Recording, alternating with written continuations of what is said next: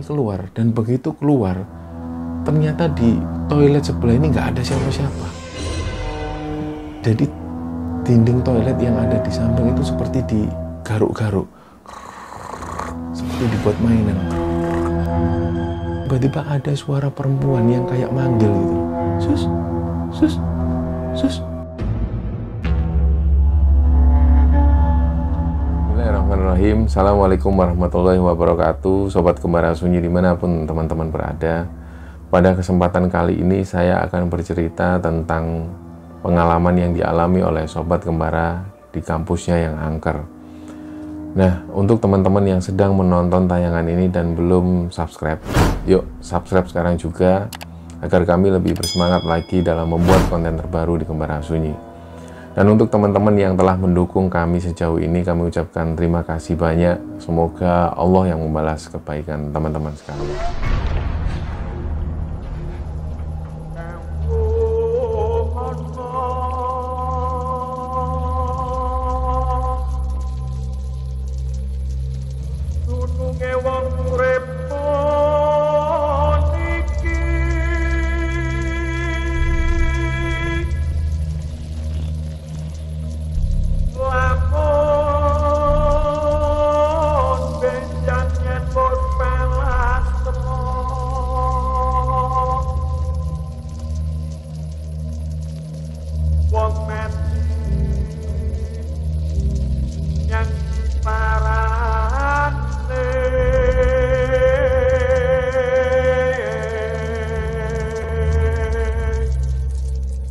Jadi kebetulan di sesi narasumber kemarin itu kan kebetulan Mas Riki itu cerita tentang kejadian yang dialami oleh Mas Riki di kampus kan.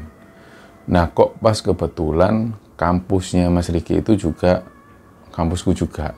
Nah itu juga pernah tak ceritakan di Kembara Sunyi di pertama kali aku upload. Jadi ketika pertama kali upload, setelah aku upload introduksi itu, nah, cerita pertama yang tak ceritakan yaitu cerita pengalamanku di kampus angker itu. Nah, waktu ini, saat ini aku juga pengen cerita tentang pengalaman dari Sobat Kembara. Jadi ada Sobat Kembara ini yang ngirim cerita. Namanya Joni. Joni ini ngirim cerita, dia pernah mengalami satu kejadian ganjil atau kejadian horor. Itu pernah dialami Joni di sekitaran tahun 2002.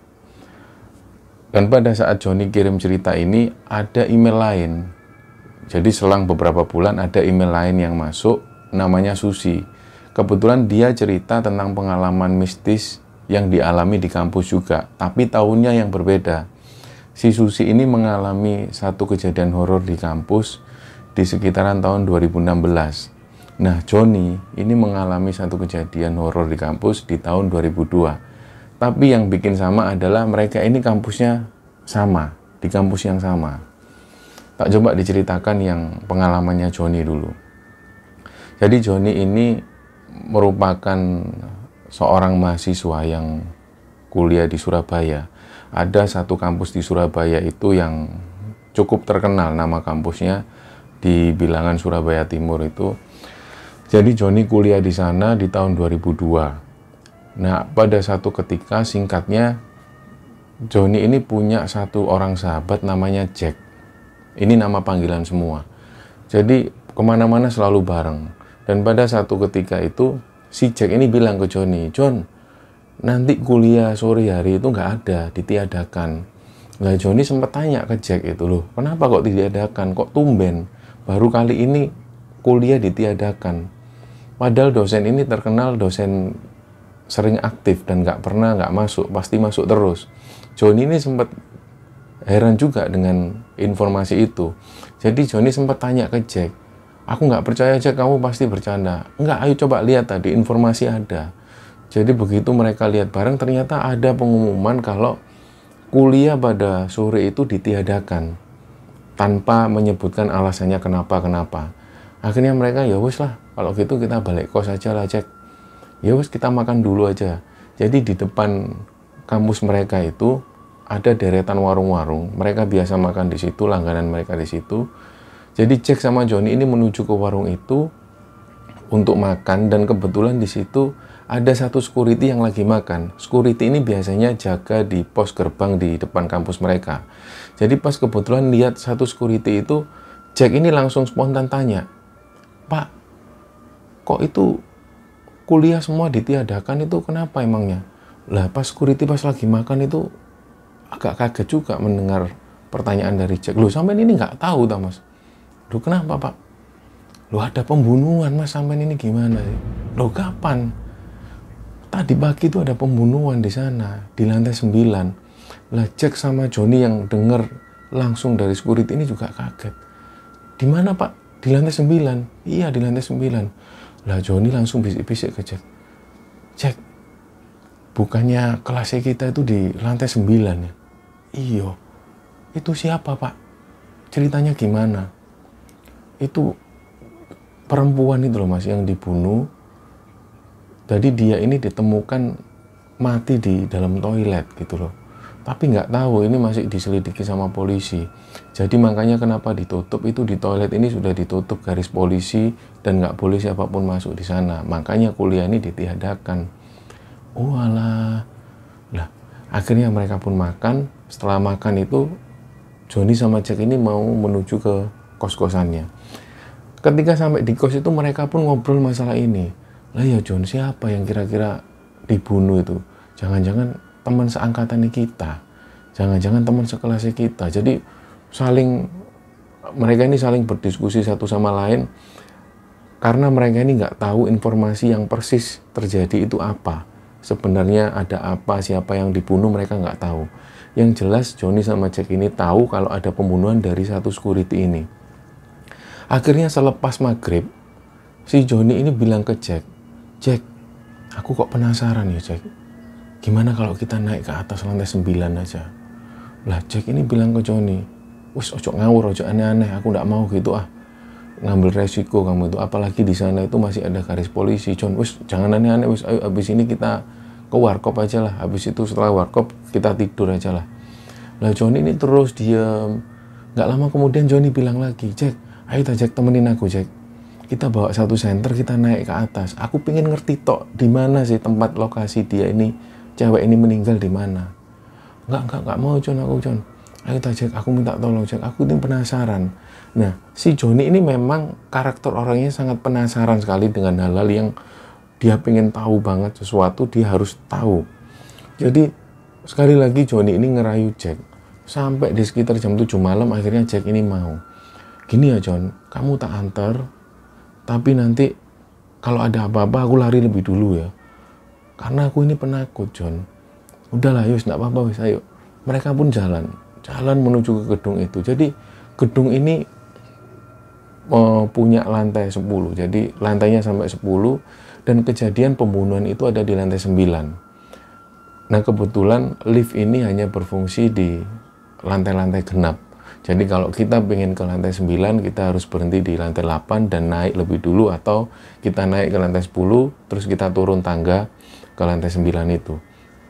Dan pada saat mereka masuk di gedung itu memang sudah ada garis polisi, tapi barikadenya ini nggak terlalu ketat, nggak ada penghalang apapun, jadi cuman garis polisi di situ.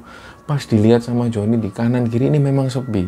Biasanya ada security yang duduk-duduk di situ. Mungkin karena setelah ada kejadian pembunuhan itu, security ini juga nggak berani.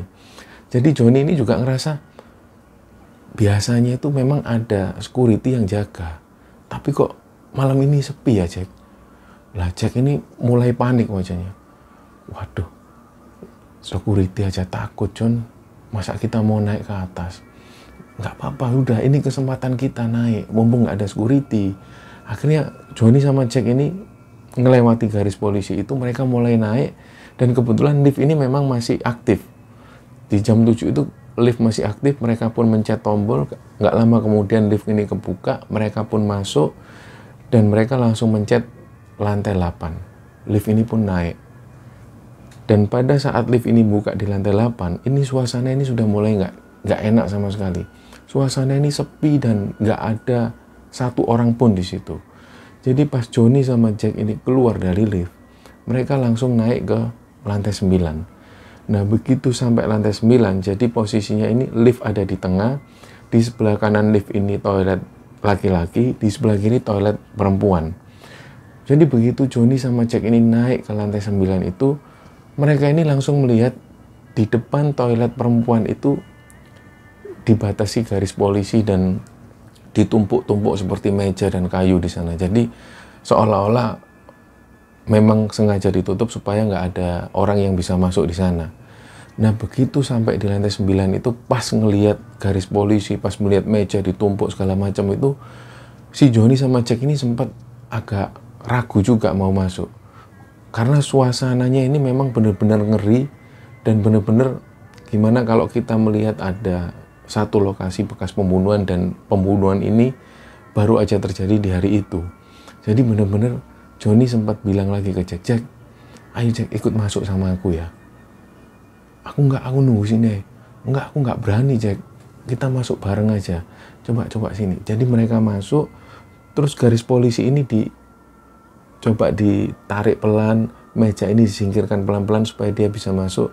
Jadi Joni ini sempat naik beberapa kali. Dia sempat naik di meja-meja itu terus bisa masuk. Nggak lama kemudian Jack yang ngikuti masuk. Dan begitu masuk, Joni ini benar-benar ngelihat. Joni dan Jack ini ngelihat karena Jack ada di posisi belakangnya Joni. Joni yang pegang senter itu ngelihat di situ memang ada seperti noda yang sudah hitam sekali.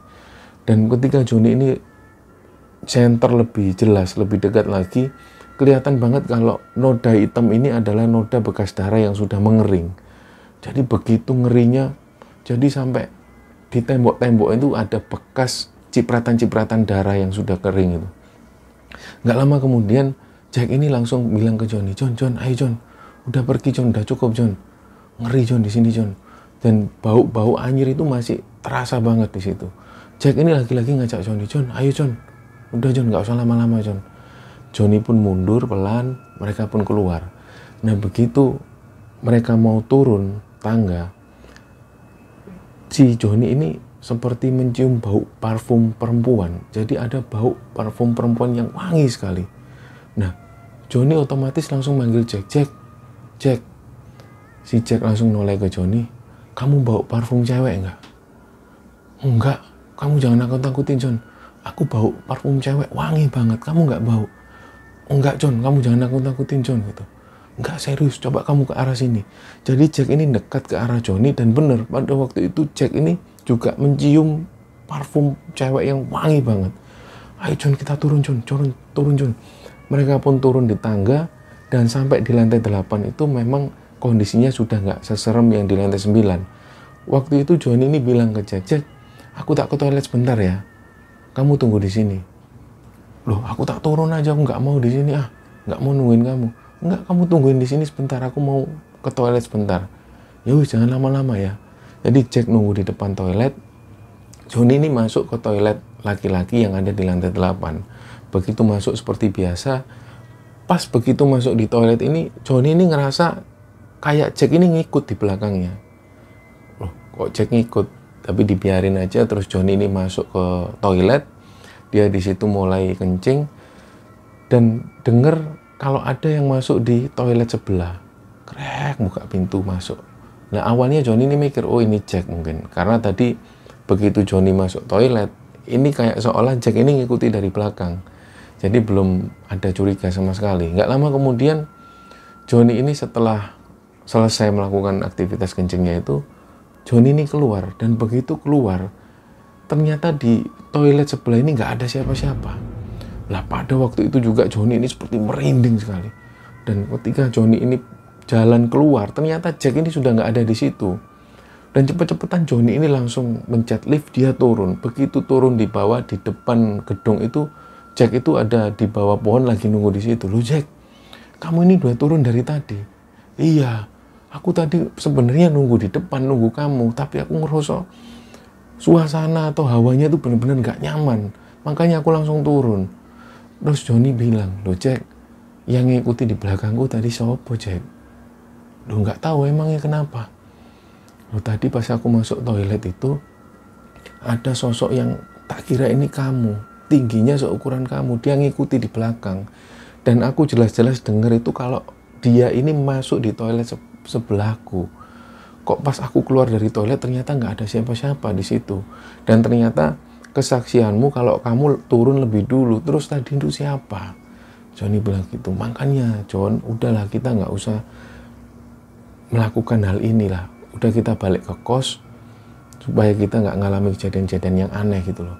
Mereka pun pulang ke kos, dan ternyata sampai di kos itu, pada saat mereka mau tidur itu, Johnny ini lagi-lagi mencium bau parfum perempuan yang tadi dia cium di lantai 9 itu. Jadi pada saat mau tidur itu, Johnny ini benar-benar mencium lagi. Jack, kok aku bau wangi lagi, Jack? Yang bener tak, John? Iya, kamu masa nggak bau, Jack? Nggak bau sama sekali. Nggak, ini loh, aku masih cium bau parfumnya ini wangi banget gitu loh. Masa kamu nggak cium? Enggak, John, aku nggak cium. Waktu itu pun Johnny tidur, dan keesokan harinya ternyata Johnny baru tahu kalau berita tentang kematian ini adalah teman satu angkatannya. Jadi ada perempuan yang kita sebut namanya inisialnya S lah ya. Perempuan ini dibunuh dan meninggal di toilet, tapi belum tahu siapa yang melakukan pembunuhan ini. Jadi singkat cerita, polisi itu masih mencari tentang siapa pelakunya. Jadi singkat cerita, ternyata setelah 9 bulan setelah kejadian pembunuhan itu barulah tertangkap siapa yang membunuh perempuan ini. Dan ternyata yang membunuh perempuan ini adalah satu orang cleaning service yang kerja di situ memang. Dan dia ini adalah orang suruhan. Dan yang menyuruh adalah pacar dari korban ini. Jadi cleaning service ini hanya menerima imbalan Rp500.000 untuk disuruh membunuh perempuan yang berinisial S ini. Dan otak pembunuhannya adalah pacar dari perempuan ini. Nggak tahu apa motifnya, apa mungkin sakit hati atau apa, kita nggak ngerti. Tapi polisi itu sempat kalang kabut juga ngurusi kasus ini, karena setelah 9 bulan baru tercium, baru teridentifikasi bahwa yang melakukan pembunuhan adalah cleaning service yang kerja di situ. Nah, berlanjut cerita ini ke ceritanya Susi. Jadi Susi ini juga ngirim cerita ke kembar Sunyi yang ceritanya berselang beberapa bulan setelah Johnny mengirim cerita. Dan kebetulan Susi ini kuliah di kampus yang sama dengan Johnny. Tapi Susi ini cerita latar belakangnya di sekitaran tahun 2015-2016. Jadi pada waktu itu Susi ini kuliah di kampus itu, dan kebetulan dia juga kuliah di gedung yang sama, gedung 10 lantai itu. Awalnya Susi ini nggak tahu menahu tentang kejadian pembunuhan yang pernah terjadi di sana. Jadi ya Susi kuliah seperti biasa, dia nuruti kemauan orang tuanya untuk kuliah di sana, ngambil fakultas atau jurusan di situ. Dia kuliah seperti biasa, pulang langsung ke kos, setelah itu berangkat lagi paginya kuliah. Nah, pada satu ketika setelah 1 tahun, kira-kira setelah 1 tahun Susi kuliah di situ, ada satu kejadian. Pada waktu itu ada kuliah sore. Jadi Susi seperti biasa kuliah sore di situ, dan kebetulan ada tugas-tugas ini yang harus diselesaikan pada saat itu juga. Jadi sekitar jam 5 sore ketika kelas ini sudah bubar, Susi ini bilang ke satu orang sahabatnya. Satu orang sahabatnya ini kita sebut namanya Ratna. Dia bilang, "Rat, ini tugas-tugasku kamu bawa dulu ke kos ya." Karena kebetulan Ratna ini juga satu kos sama Susi. Jadi kamu bawa dulu, ini karena perutku nggak enak. Jadi memang dari siang, Susi itu ngerasa perutnya itu seperti nggak nyaman. Jadi seringkali dia itu, perutnya itu ngalami sesuatu yang mules. Dan kemungkinan waktu itu Susi ini diare. Jadi sekitar kelas ini sudah selesai, dia bilang ke Ratna, "Rat, tolong bawaan barang-barangku semua ke kos. Ntar aku nyusul, aku udah nggak bisa nahan." Jadi begitu kelas bubar, si Susi ini langsung menuju ke toilet perempuan. Nah, kebetulan kelasnya ini ada di lantai 9, dan Susi menuju ke toilet perempuan yang ada di lantai 9. Di mana toilet ini pernah terjadi satu pembunuhan di tahun 2002 itu. Tapi sekali lagi Susi ini memang nggak tahu menahu tentang kejadian yang pernah terjadi di sana. Waktu itu Susi masuk toilet seperti biasa, dan dia mulai masuk. Nggak lama kemudian ada suara langkah kaki yang masuk seperti terburu-buru. Dak, dak, dak, dak, dak, dak, dak. Langsung masuk ke toilet di sebelah Susi. Nah, awalnya Susi juga nggak curiga. Oh, mungkin ada cewek yang masuk. Lah didengerin aja, sambil dengerin. Susi ini dengar kalau keran ini seperti dibuat mainan sama perempuan ini. Jadi keran ini dibuka, airnya serok, kemudian dimatiin lagi. Dibuka lagi, serok, dimatiin. Nah, awalnya Susi juga mikir, ini perempuan cewek ini ngapain sih kok mainan keran. Lama-lama dibiarin juga sama Susi. Dan gak lama berselang itu ketika keran ini mati, Susi ini seperti diciprati dari atas. Jadi ada cipratan-cipratan air yang netes dari atas. Awalnya juga kaget Susi. Siapa sih kok main ciprat-ciprat gitu. Dibiarin awalnya. Gak lama kemudian dia ini seperti dicipratin lagi sama air. Nah, disitulah Susi ini mulai ngerasa terganggu. Mbak jangan main-main ya. Jadi Susi bilang seperti itu, tapi gak ada jawaban sama sekali dari sebelah. Gak lama kemudian ada cipratan air lagi. Jadi air ini benar-benar kayak netes dari atas, dan Susi ini mulai ngerasa terganggu. Ini kok usil banget sih cewek sebelah ini. Mbak, tolong jangan main-main ya. Aku serius ya, perutku sakit. Aku minta tolong ya kerjasamanya. Gitu. Jadi si cewek ini juga nggak memberi jawaban sama sekali.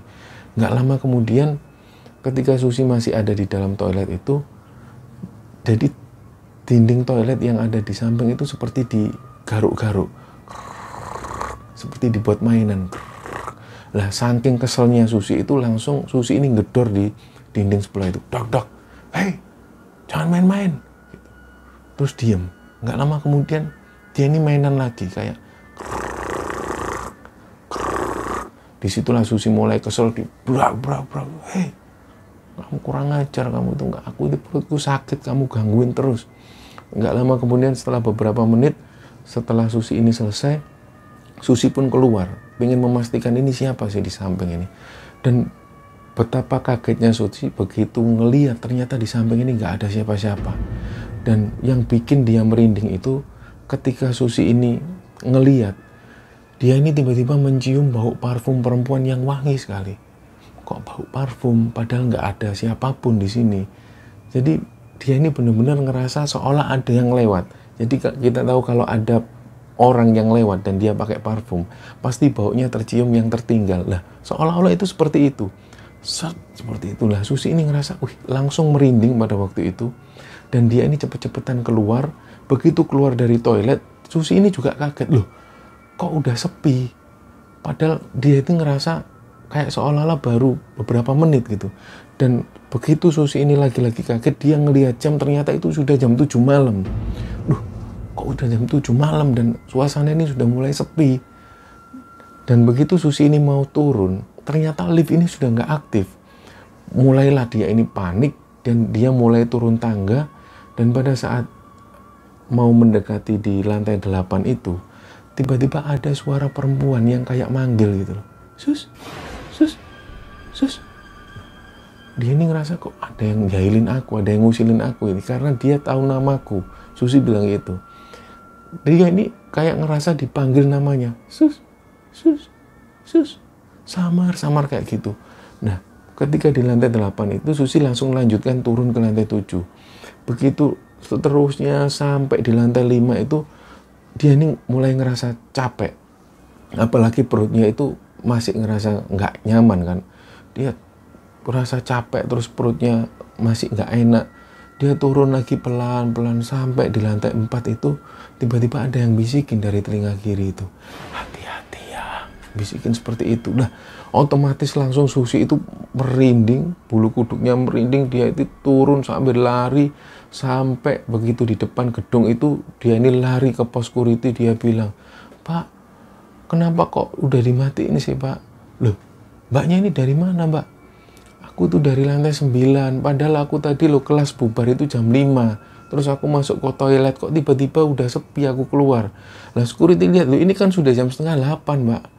Emangnya mbaknya ngapain aja di sana? Loh aku tuh lo ngerasa masih beberapa menit Pak di toilet gitu. Terus kemudian Susi ini cerita, apalagi aku kayak digangguin di atas itu, di toilet itu ada yang gangguin aku, nyiprat-nyipratin air, ada yang mainan kayak kukunya dikorek-korek di dinding. Terakhir itu aku dibisikin sesuatu.